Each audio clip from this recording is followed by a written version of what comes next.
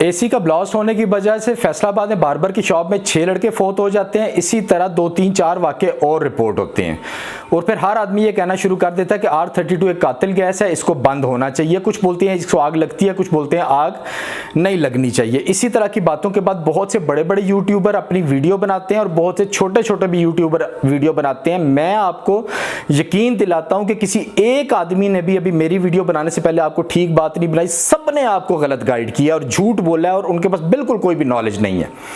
ये जो आग है ये लगती क्यों है, ये ज़हन में रख लें कि ये आग R32 की वजह से बिल्कुल भी नहीं लगती है। वो एक फ्लेमेबल गैस है, उसको रखा जाए, उसको एक खास कंडीशन में आग लगती है। इस तरह नहीं है कि इंडोर के अंदर वो लीक हुई गैस और उसको किसी ने लाइटर जलाया और आग लग गई, ऐसा बिल्कुल भी मुमकिन नहीं है। आग लगती क्यों, हर एक बच्चा मेरी बात सुनने के बाद नेट पे जाए, इसको रिसर्च कर ले। आपने सिर्फ नेट पे एक ही बात रिसर्च करनी है कि डीजल इफेक्ट क्या होता है। दूसरी बात आपने रिसर्च करनी है, जो डीजल इंजन है, एक होता है पेट्रोल इंजन गाड़ियों में, एक होता है डीजल इंजन। डीजल इंजन काम किस तरह करता है, आपने सिर्फ ये 2 बातें रिसर्च करनी है और अगली बात मेरी सुन के आपको बिल्कुल हर चीज क्लियर हो जाएगी। मैं आपको बताता हूं डीजल इफेक्ट होता क्या, डीजल इंजन चलता कैसे। डीजल इंजन जो होता है ना, उसमें पिस्टन होता है, पिस्टन इस तरह प्रेशर से चल रहा होता है, एक साइड से वो हवा लेता है, एयर लेता है। जब एयर उसके अंदर आ जाती है इस प्रेशर के दरमियान में, ऊपर से उसके अंदर थोड़ा सा डीजल स्प्रे किया जाता है, डीजल गिरता है। डीजल गिरने से वो डीजल इस पंप की वजह से, प्रेशर की वजह से, हीट की वजह से वो डीजल जल जाता है और वो बहुत ज्यादा प्रेशर में कन्वर्ट हो जाता है और दूसरी साइड से वो बाहर निकल जाता है। एनिमेटेड मूवी बना के समझाता तो ज्यादा अच्छा समझ आ जाना था, लेकिन ओवरऑल मैं आपको समझा दिया। इसी तरह एसी में आप क्या होता है, एसी के अंदर कंप्रेसर होता है, पिस्टन की जगह कंप्रेसर जो प्रेस कर रहा होता है चीज अंदर गैस को, अच्छा प्रेस कर रहा होता है। जब लड़के वैक्यूम नहीं करते हैं, वैक्यूम ना करने का मतलब यह है कि उसके अंदर जितनी भी पाइपों के अंदर, एसी के अंदर हवा होती है, उसको निकालना हद से ज्यादा जरूरी होता है। लड़के जब उसको वैक्यूम नहीं करते हैं, उसके अंदर हवा रह जाती है, तो हवा उसके अंदर मौजूद होती है, कंप्रेसर की वजह से प्रेशर बन रहा होता है और वहां पे गैस मौजूद होती है। वो चाहे R32 है, चाहे R22 है, R410 है, कोई भी गैस है, वो आपका यह धमाका बनने का सबब बनती है। इसके लिए सिर्फ एक R32 को टारगेट करना बिल्कुल भी गलत है।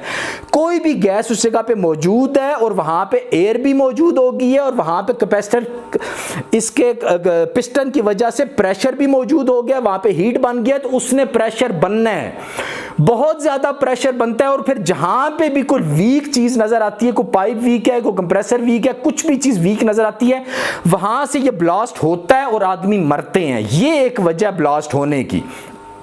लेकिन इसका मतलब ये हरगिज नहीं है कि R32 एक कातिल गैस है। ये कोई भी गैस है वो ये इफेक्ट करेगी। ये ब्लास्ट होना इसी तरह कि आप रोड पे जा रहे हैं, किसी भी टाइम आपका एक्सीडेंट हो गया, वो किसी भी टाइम हो सकता है। उसमें अक्सर आपकी भी थोड़ी गलती होती है, रोड बनाने वाले की भी गलती होती है, दूसरे बंदे की भी गलती होती है। इसी तरह जो ब्लास्ट होता है वहां पे टेक्नीशियन की बहुत ज्यादा गलती होती है। प्लस जो हमारी हुकूमत ने कानून बनाए, वो पुराने कंप्रेसर मार्केट में सेल हो रहे होते हैं, उनके अंदर पुराना ऑयल डला होता है। अगर आप पुराना ऑयल नहीं चेंज करेंगे और बाद में टेक्नीशियन जो है वो उसको वैक्यूम भी नहीं करेगा, उसके अंदर से एयर नहीं निकालेगा, तो ये वजह बन सकती है। तो R32 बिल्कुल कातिल गैस नहीं है। मैं आपको सारी वजह बता देता हूं किस किस वजह से आग लगती है। जितने भी आज तक आउटडोर और बुरी तरह आपने ब्लास्ट देखे हैं, उनकी वजह ये है। लेकिन ये जो बार्बर की शॉप में इंडोर का ब्लास्ट हुआ है, इसमें इस चीज के होने के भी चांस बहुत ज्यादा कम है, क्योंकि ये जो मैंने आपको बताया है कि डीजल इफेक्ट होता है, ये आउटडोर को ज्यादा ब्लास्ट करता है। इंडोर तक इसका पहुंचने की चांस बहुत बहुत ही कम है। ये किसी और वजह से ब्लास्ट हुए हैं, कमरे के अंदर एलपीजी लीक थी, या आपके इंडोर के अंदर को इलेक्ट्रिकल के नीचे कनेक्शंस होते हैं वो ठीक नहीं किए होते। इस तरह जब भी आप कनेक्शन करेंगे, एक जॉइंट ऊपर लगाया, एक नीचे लगाया, तो वापस में जुड़ जुड़ के आहिस्ता आहिस्ता वो गर्म होकर स्पार्क करके वहां से आग बनती है। बनने के बाद वो एसी पे आग लगती है। बहुत सारे एसी यहाँ पे भी सऊदी अरब में इस तरीके से वो जलते हैं। यहाँ एक वजह ये होती है कि आपने मोटर ठीक नहीं लगाई, या आपने वायर का साइज नहीं सही लिया, वो मोटर या उसके जो ब्लोअर है वो गर्म होता रहता है, गर्म होता रहता है। आप लोग टाइम पे उसकी रिपेयरिंग नहीं कराते, वो हाई एम्पेयर ले रहा होता है, उसकी वजह से वो स्पार्क होता है, वो आग बनती है। जब आग बनती है, कमरे के अंदर कोई एलपीजी मौजूद है, या एसी का प्लास्टिक आपका जल जाता है। लेकिन वो जिस तरह ब्लास्ट हुआ है उस बार्बर की शॉप में, उसकी वजह बिल्कुल भी R32 नहीं है। हाँ, R32 फ्लेमेबल है, उसको आग लगती है, लेकिन उसको इस तरह नहीं आग लगती कि ऐसे मुंह उठा के आग लग गई, लाइटर जलाई तो आग लग गई।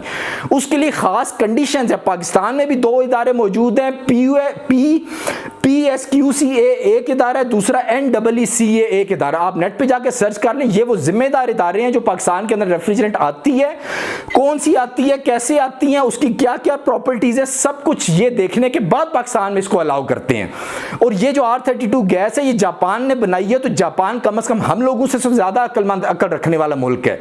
अप्रूव्ड गैस है, इतने अरसे से चल रही है, इसका बिल्कुल भी अमल दखल, इसमें सिर्फ हमारी जहालत, हमारे यूट्यूबर्स की जहालत, हमारे टेक्नीशियंस की जहालत, टेक्नीशियंस को जिन कॉलेजों में पढ़ाया जाता है वहां पे बिल्कुल नहीं पढ़ाया जाता, सिर्फ टेक्निकल जो ट्रेनिंग होती है वो सिर्फ जुबानी कलामी दी जाती है। इन सब चीजों का अमल दखल होता है ब्लास्ट होने में। और ये ब्लास्ट ज्यादा जो होता है वो उस टाइम पे होता है जब बच्चे जो गैस को स्टोर कर रहे होते हैं, या आपके एसी की फिटिंग की है, फिटिंग करने के बाद वो बाहर वॉल खोलना भूल गया है, या एक वॉल खोलना भूल गया। जब वो एक वॉल खोलना भूल गया, एक उसने खोल दिया, गैस एक साइड से जाती है, दूसरी साइड से उसका पूरा अंदर प्रेशर बन रहा है, लेकिन उसने क्योंकि दूसरी साइड पे वैक्यूम भी नहीं किया होता, उसके अंदर से हवा भी नहीं निकाली होती, इसलिए फिर ये बिल्कुल चांस बनते हैं ब्लास्ट होने के। लेकिन इस सब तरीकों के बावजूद ब्लास्ट होने के चांस बहुत बहुत कम होते हैं, लेकिन वैक्यूम करना एसी को बहुत ज्यादा जरूरी होता है। इसी तरह एक और वजह होती है ब्लास्ट होने की, मैं आपको वीडियो भी साथ में शेयर करने की कोशिश करता हूं। आप जब लड़के वेल्डिंग कर रहे होते हैं, आपके घर में कोई बच्चा आया, कहीं पे पाइप आपस में जोड़ने वेल्डिंग करना है, वो इस तरह ऊंची जगह पे खड़ा होकर वेल्डिंग कर रहा है, उसने ऑक्सीजन का सिलेंडर ऊपर रखा हुआ है वेल्डिंग करने के लिए, साथ उसने फर्ज करें उसने प्रेशर देना है पाइपों को लीकेज चेक करने का, नाइट्रोजन का सिलेंडर रखा हुआ है। अगर नाइट्रोजन का सिलेंडर में बहुत ज्यादा प्रेशर होता है, इतना ज्यादा प्रेशर होता है कि आप लोग सोच भी नहीं सकते, आम बंदे को समझाने के लिए मैं सिर्फ बता रहा हूं। अच्छा, उसने अब वेल्डिंग वाला सिलेंडर अगर ऊपर रखा है तो किसी वजह से वेल्डिंग वाला सिलेंडर नीचे गिर जाता है, तो वेल्डिंग वाले सिलेंडर के ऊपर एक कैप लगी होती है, वो कैप जो होती है वो जैसे ही टूटती है तो सिलेंडर का जो पिछला हिस्सा है गोली की तरह निकल जाता है। फर्ज करें आपकी 3 मंजिला इमारत है ना, 3 मंजिला इमारत है और नीचे वाली मंजिल पे एक लड़का काम कर रहा है, वो उसका सिलेंडर गलती से नीचे गिर जाता है, वो उसकी कैप ऊपर से टूट जाती है, तो सिलेंडर का मुंह अगर ऊपर छत की तरफ होगा तो वो सिलेंडर आपका 3 मंजिला का छत फाड़ता हुआ वो बाहर निकल जाएगा। आप इसको भी रिसर्च कर लीजिएगा नेट के ऊपर। ये बहुत अक्सर एक जगह कुछ साल पहले एक जगह पे आग लगी थी इसी तरह पाकिस्तान में, लोगों ने बड़ा शोर मचाया था R32 के वजह से। वहां पे मुझे वीडियो में नजर आया था कि एक सिलेंडर फटा हुआ पड़ा था, मुझे उसी टाइम पता लग गया था कि सब लोग झूठ बोल रहे हैं, कोई सही तरह इंक्वायरी नहीं कर रहा, कोई टेक्निकल आदमी नहीं वहां पे मौजूद है। वो सिलेंडर काम करते हुए कहीं से गिरा है, किसी वजह से उसका कैप ऊपर से टूटा है और सिलेंडर गोली की तरह निकला है, वो उस बंदे को भी खत्म करता हुआ निकल गया और आगे उसने आउटडोर को भी फाड़ दिया था। ये एक बहुत बड़ी वजह होती है आपके ब्लास्ट होने की या आपके आग लगने की। इसके अलावा और भी कुछ वजह ब्लास्ट की हो सकती हैं जो कि मैं आपको बता के ज़्यादा डराना नहीं चाहता, क्योंकि वो बहुत ही रेयर होती हैं, कभी कभी वो सालों में कभी एक दफ़ा इस तरह के वाक़े होते हैं। लेकिन 2 मज़ीद बातें जिनकी तरफ मैं निशानदेही करना चाहूँगा, जिनका बिल्कुल भी आप लोगों को अंदाज़ा नहीं, आप लोगों की जान जा सकती है, उसकी वजह AC होता है। एक वजह ये होती है कि मैं अपनी मिसाल आपको दे देता हूँ। मैं एक दफ़ा मक्का में जा रहा था, मेरी गाड़ी में पीछे सिलेंडर पड़ा हुआ था AC का, वो मुझे नहीं पता वो कौन सा नंबर था, लेकिन कोई भी सिलेंडर था, वो सिलेंडर थोड़ा सा खुला रह गया था। खुला रहने की वजह से क्या हुआ, हम गाड़ी में 3 लड़के बैठे हुए थे, हमारी गाड़ी का पूरा शीशा ऊपर था, पूरी गाड़ी हमारी पैक थी, AC चल रहा था। वो जब AC पीछे के पड़ा हुआ थोड़ा सा खुला रह गया था, उसकी गैस गाड़ी के अंदर निकल रही थी, हमें नहीं था पता। एक लड़का पीछे बैठा हुआ मुझे बोलता है कि सर मुझे ना चक्कर आ रहे हैं अजीब से। थोड़ी देर के बाद जो मेरे साथ लड़का बैठा होता है वो भी मुझे बोलता है सर मुझे भी चक्कर आना शुरू हो जाता है। मैं भी उस टाइम महसूस करता हूं कि मुझे भी कुछ मसला बन रहा है, मैं एकदम से गाड़ी के शीशे नीचे कर देता हूं। नीचे करने के बाद मैं साइड पे जाके गाड़ी रोकता हूं, लड़कों को पीछे भेजता हूं। जब हम पीछे जाके देखते हैं तो एक सिलेंडर बिल्कुल आहिस्ता आहिस्ता वो लीक हो रहा था और वहां पे गाड़ी का AC भी चलने की वजह से और गाड़ी फुल, उसकी इंसुलेशन क्योंकि अच्छी थी, फुल पैक होने की वजह से हम वहां पे बेहोशी के बिल्कुल करीब पहुंच गए थे और शायद हम मर भी जाते या हम बेहोश हो जाते, या मुझे मेडिकली नहीं पता कि क्या हमारे साथ होना था, लेकिन हमारी हालत बहुत देर तक खराब रही थी।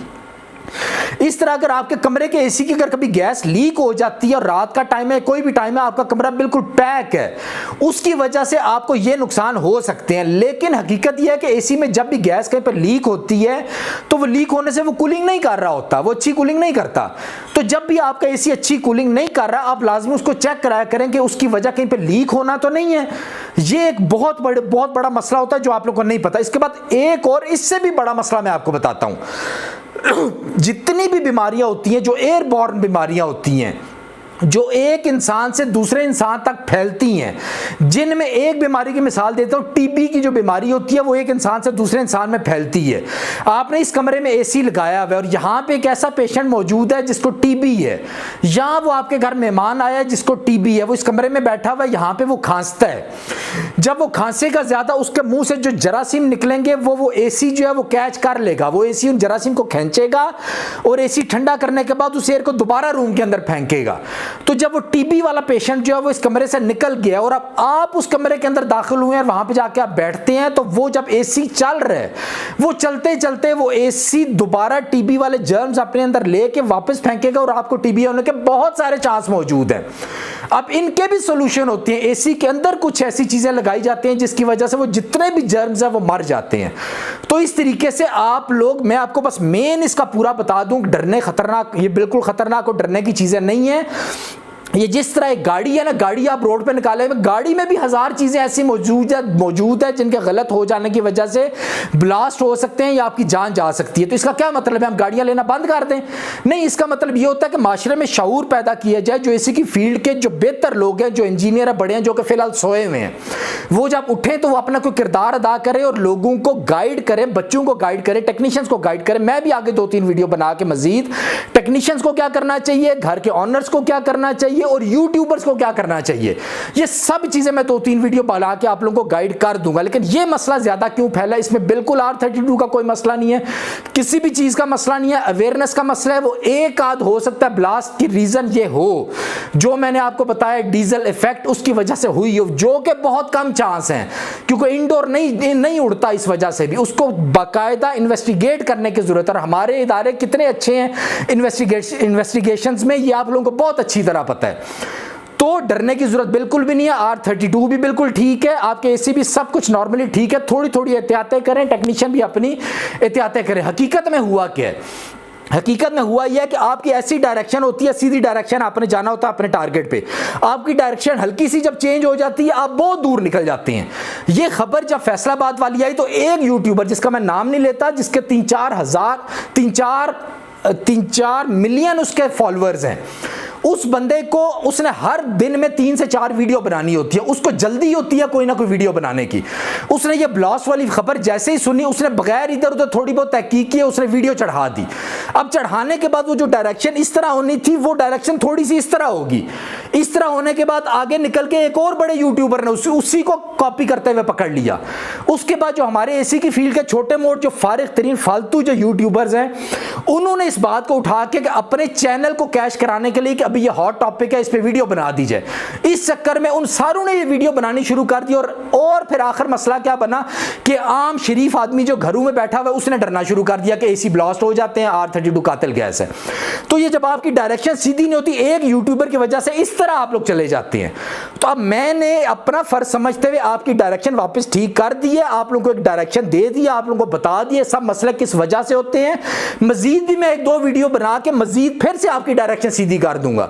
आगे आप लोग मजीद रिसर्च करें, मजीद इन इदारों से जाके मिले, मजीद वो जो वहां पे गए थे बम डिस्पोजेबल स्क्वाड वाले या दूसरे लोग जिन्होंने बिल्कुल फालतू की रिपोर्टें दी हैं, उन लोगों के साथ मिलकर जैसे भी है इस डिबेट को खोलें और लोगों को मजीद उनको बताएं कि ये क्या क्या मसले होते हैं, किस तरीके से इनसे बचा जा सकता है। लेकिन इसे डरने की जरूरत बिल्कुल भी नहीं है। ये आम दुनिया की रूटीन की तरह, जिस तरह बाकी मसले बनते हैं उसी तरह ये भी मसले बन सकते हैं। तो आज के लिए इतना काफी है, दुआ में याद रखिएगा। अल्लाह हाफिज।